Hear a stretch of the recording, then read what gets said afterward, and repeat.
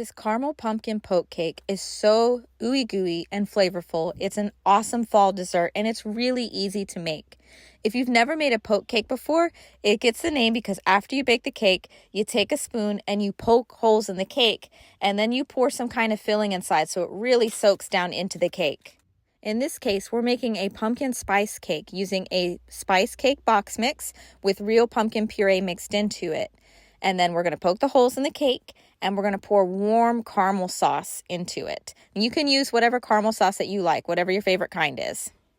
We topped our cake with a whipped cream cheese frosting, which is just like it sounds. Cream cheese mixed together with whipped topping like Cool Whip. So it's rich and creamy, but still kind of fluffy too. It's a combination of cream cheese and whipped cream. And finally, we finished the whole thing with a drizzle of more caramel sauce. So good. It doesn't get any easier than these 2-ingredient pumpkin cookies made with a box of cake mix and a box of pumpkin puree.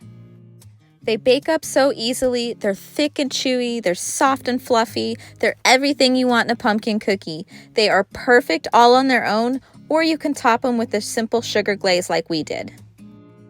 For the cake mix, I found this really cool cinnamon toast crunch cake mix, which tastes delicious with the pumpkin, but you can also use regular spice cake mix for this recipe.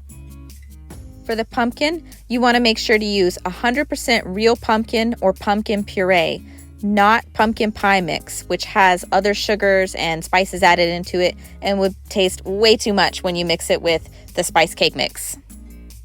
Bake them for 15 to 18 minutes at 350. If you like them softer in the middle, then stick with around 15 minutes. If you like them a little more done, you're going to want to go more towards 18, maybe even 20 minutes. Enjoy! Pumpkin chocolate chip bread is a fall favorite in our family. My kids love it. They'll eat it for breakfast, snack, whenever I'll let them have it. This recipe is pretty easy, and what makes it unique is that we used browned butter, which means when you melt it, you let it caramelize a little bit. So then when you add it to your recipe, it gives it this nice, almost nutty flavor. It's really warm, extra flavorful. You're going to love this. So after you've mixed up your batter with the wet ingredients, you're going to mix in the dry ingredients until everything is incorporated. The batter is going to be pretty thick. And then you're going to fold in about a cup of chocolate chips. Honestly, you can use as many as you want. I won't tell anyone. And then you can sprinkle a few more on top so it looks pretty and they bake into the top and make this really nice melty chocolatey crust. Then you're just going to bake for 45 minutes at 350. Let it cool in the pan for a little bit. Then you can pop it out with the parchment paper, slice it, and enjoy.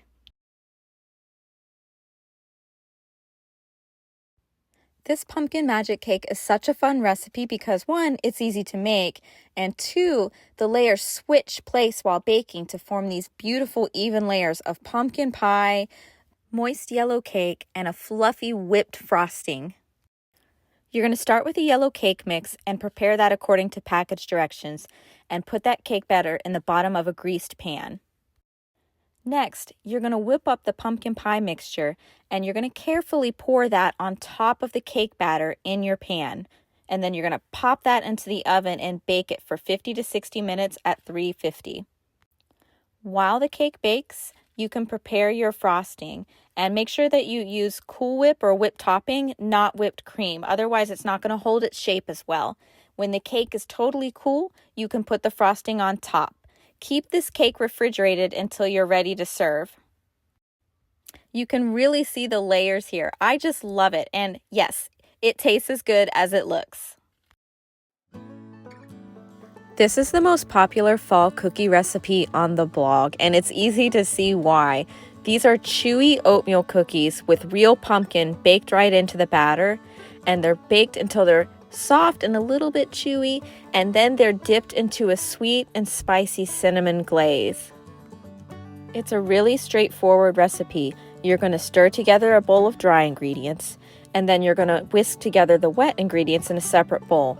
And then you're going to gradually pour the dry ingredients into the bowl of wet ingredients, mixing as you go until you have an oatmeal cookie batter.